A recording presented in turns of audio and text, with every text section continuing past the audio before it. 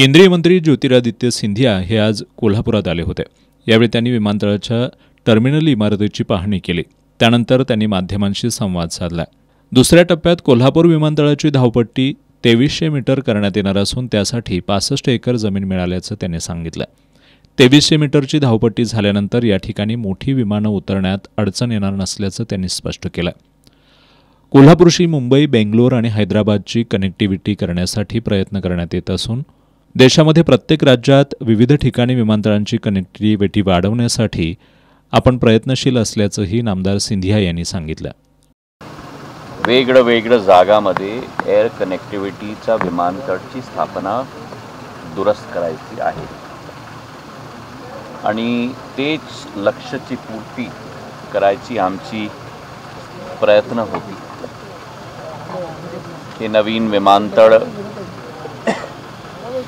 40,000 square फूटचं आहेत।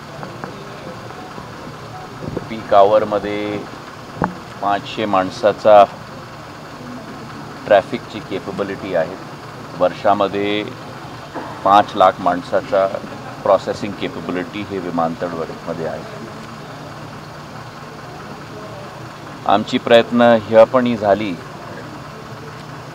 की फार लहान रनवे होती कोल्हापूरची, 1300 मीटरची होती।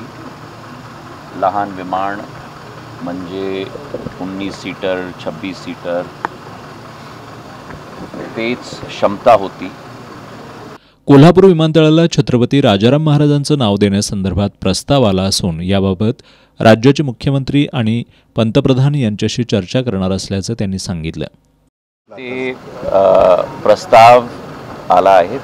आता मुख्यमंत्री जवळ मी गोष्टी करणार, पंतप्रधान जवळ मी गोष्टी करणार आणि कॅबिनेटमध्ये ते निर्णय जब होईल आपण मी सूचना।